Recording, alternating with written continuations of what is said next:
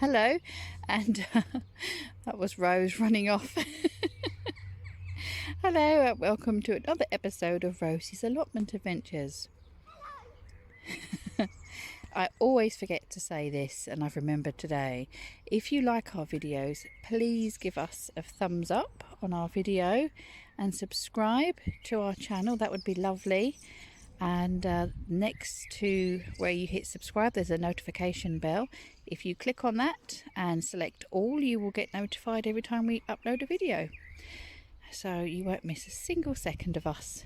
Anyway, on to today. We are kind of against a race with the rain. I don't know if we are going to get, I think it's coming up darker than it is on the camera, but it seems everywhere else except us is having thunder, lightning and downpours.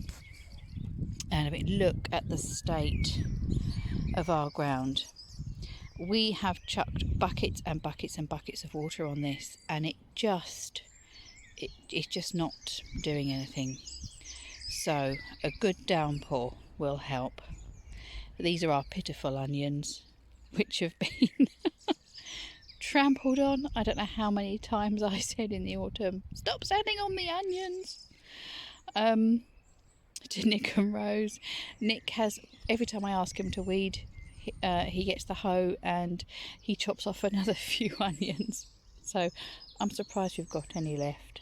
I've kind of given up on these. There's a few left over here, look. There's a few, but you know, this isn't going to give us our good supply. We've got some in the raised beds. Anyway, potatoes are doing well. We've got climbing French beans and then 2 lots of peas.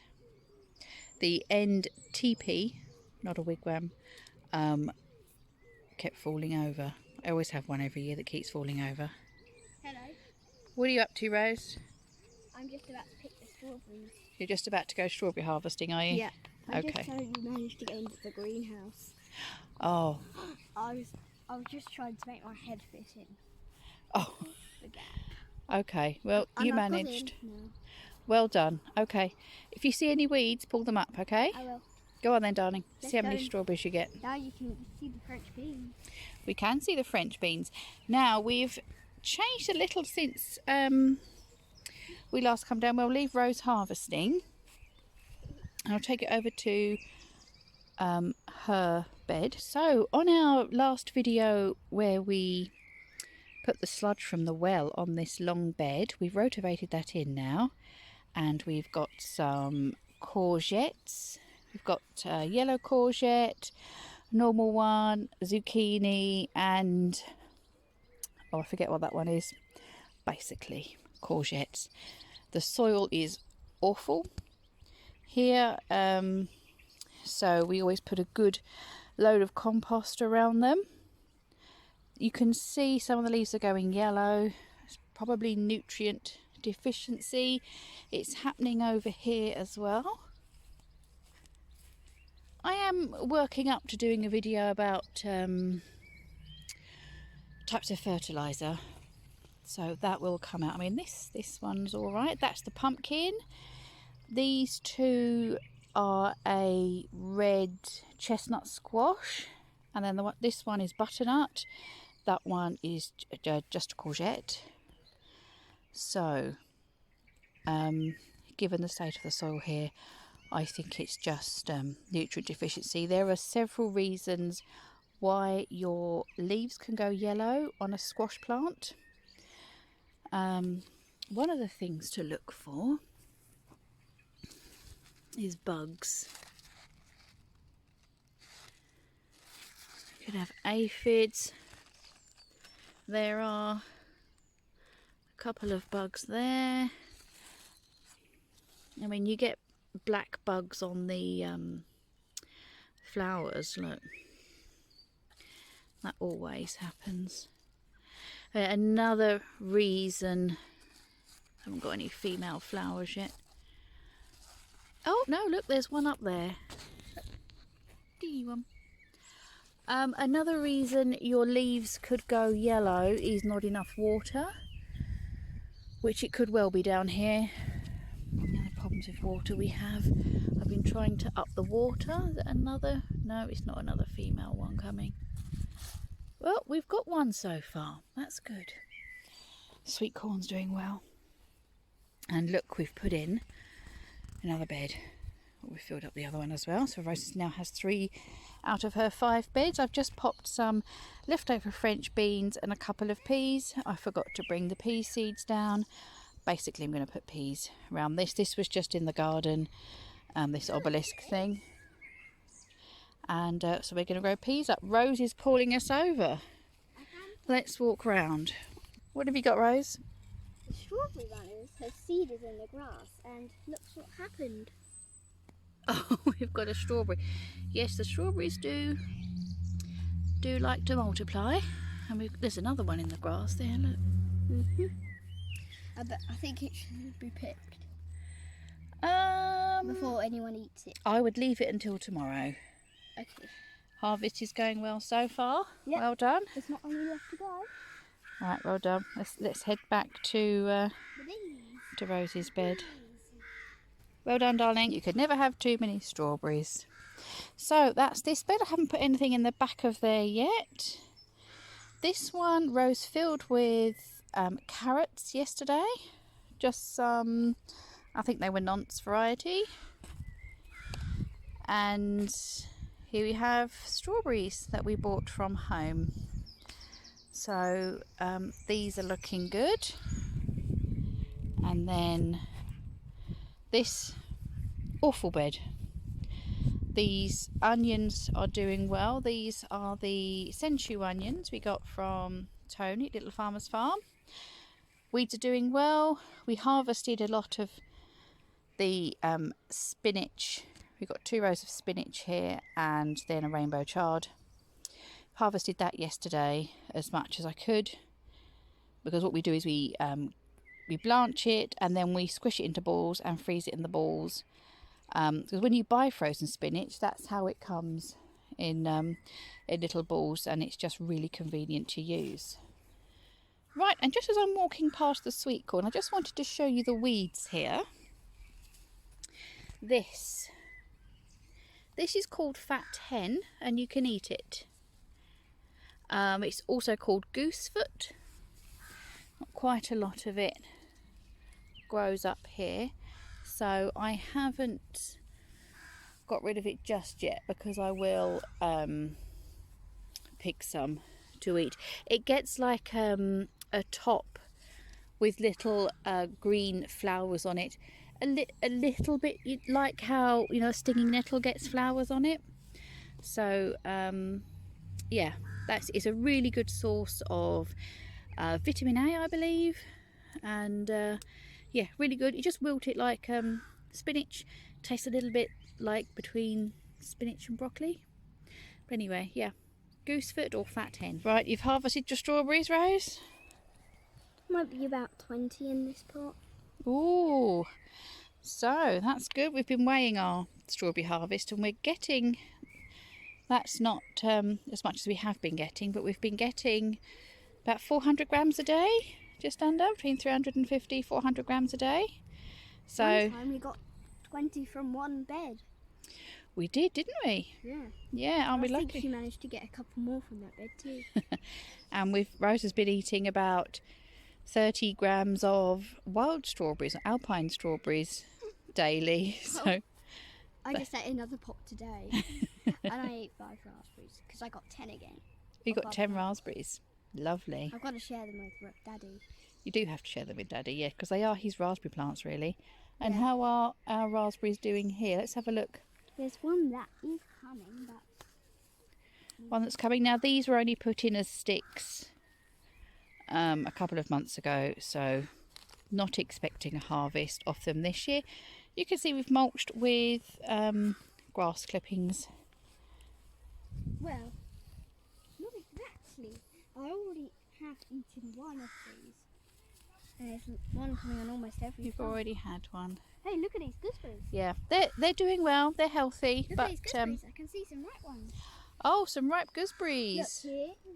Don't look at the Yeah, weeds, yeah, viewers. yeah. Wow. Why don't you harvest the gooseberries then, while I get on with the job that I'm going to do. Look. Ugh, golden ants. Look at them scurrying away with their eggs. Ugh. Better put this down. Yep, put that down. And if you stand here, Yeah. then you can harvest them from here. You can reach over. Actually, if we move this, they'll be too busy scurrying and taking their eggs away. So just lift that up. There we go. And you can go under and get... I'm not going under there. No, I mean put your arm under. Okay, I'm just going to let this go. Right, so as I was saying, I've come to sort the supports out for the tomatoes. Got some string. Let's make a start. Right, here we are looking at our first grow bag that we are looking to sort out. As you can see, this one really needs sorting out. I should have done it ages ago, and I've rather neglected them because I've just pulled this as a side shoot off. So I'm going to pop this in water and let the roots grow. Little ones I just bin now because I've got enough plants, but you know, that's a good plant. I'll show you ones I've got at home that I've done that with, so we'll take that home. And what I'm going to do is I'm going to bury some string. Should have done this when I planted them. I'm going to bury some string in with this, and then I'm going to wrap it around the plant and then take it up and just tie it up there. Okay, so I'll get on with that and I will show you when that's done. So they're all done. I've buried the string here, and then I've wrapped it Round and round the stem. round and round up here. You can see where it's growing up, and then the string comes up to there. We got 2 sucker plants. We do have 2 suckers. Yep, 2 big ones. And we got suckers with suckers on them. Suckers with suckers. Oh, remove the suckers from the suckers. So even if you've removed the suckers, you do have to keep checking because they do come back. So what I've done is I've put the 3rd string up to here, middle one there, and the left one over there. And depending on my mood at the time, I might even run them up here. We'll see how they go. These are indeterminate, so their height is not determined. They can grow and grow and grow. So we'll just see how it goes. See how our harvest is going when it gets to the top. You don't want the plant to spend all its energy into growing, because you do want the fruit, obviously. That's why we grow them. Right, move on to bag number 2 of 8. Let's get cracking. Right, I'm only on the 2nd grow bag, but I wanted to show you, we've got here a cat-faced tomato coming.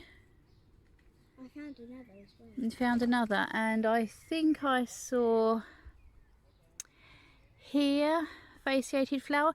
We're going to have quite a lot, and you know what? I'm just going to pick this one off because there's several other flowers on there, and while it's fascinating to watch the fasciation, obviously I do still want a good crop of tomatoes, and I think this little one here coming may be a fasciated, from a fasciated flower. Crikey, I found even this one might be. These are San Marzano, so they're a plum type of tomato, a good sauce variety, which is why we're growing them. So you know, there's watching it for education's sake, and then we've got to balance that with what we want as our harvest. So if I see too many more, I think I'm going to take them off. What have you found there, Rose? It's a magpie feather. Wow, that's really pretty, isn't it? Yeah, Oh, let's have a look. fasciated tomato too. You've got another one over there? Fasciated. Oh yeah, That's two joined together. it is. Well, we'll let them grow, but if we see any more flowers, we'll pick them off, because then the plant will produce. Yeah, that's a good flower. That's what they're supposed to look like. Is this fasciated? No, that's a normal flower too. So be gentle with them, because you don't want them to fall off.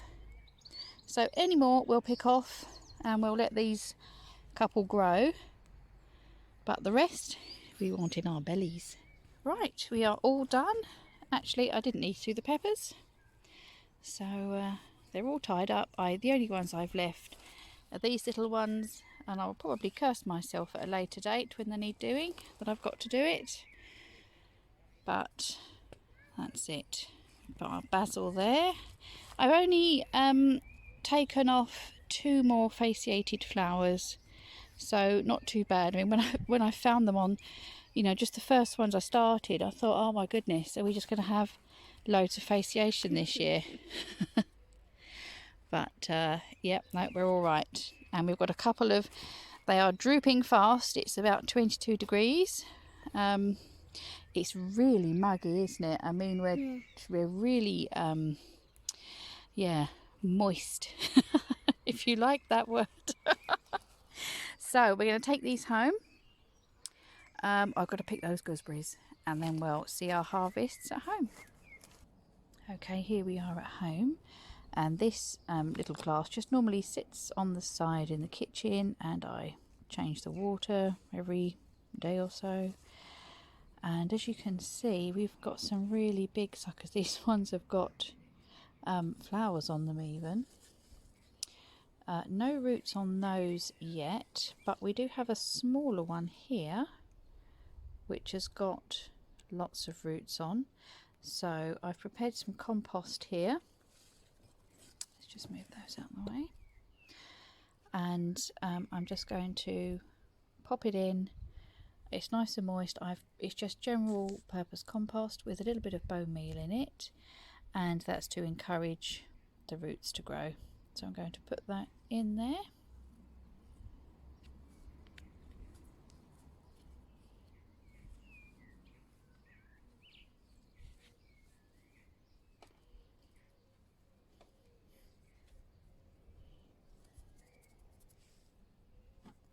And just give that a little water in.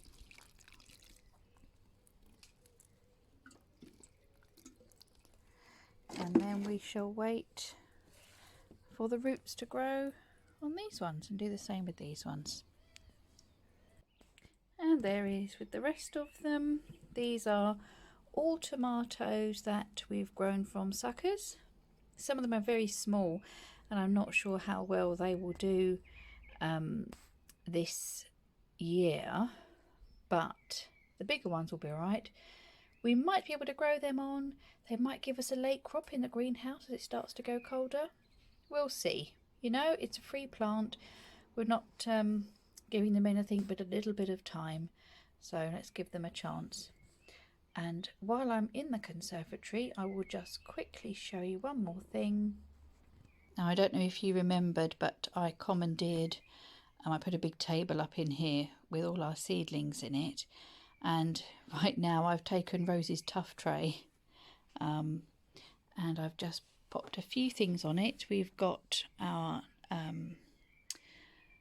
watermelons, which are doing very well, and we've got some Chinese kale, some rocket, habanero peppers, nothing's come up from them yet, some more beetroot, and a couple of peppers. Oh, and we've got another basil at the back there. So that's what we've going on at the moment. We're still sowing lots. I read actually a really interesting article from a chap in Austria who did a lot of testing on things that you could overwinter, that you would think that you can't overwinter, and it gets very cold in Austria. And actually, I think I'll link the study in the description, so do have a look. It's quite a comprehensive study on things you can grow in the winter, so do have a look at that. So now's the time to start sowing for your winter crops. And you know, a lot of the things you could grow outside that survive to up to -10, which you wouldn't normally think. So give that a check out. And here is today's harvest. I haven't taken too much because it's just for dinner tonight, and things like the carrots and the beetroot we let grow on to a bigger size. I've actually picked already a number of small beetroot because I've pickled it. I've made a couple of jars of chili pickled beetroot, a couple of baby cucumbers, 4 gooseberries, and there we have our strawberries for today. And another look like that tomorrow. We're very lucky with strawberries at the minute. So there we are. We'll put this with some other veggies for dinner tonight. And that's all from me today. I hope you're all well. Take care, everybody. Bye bye.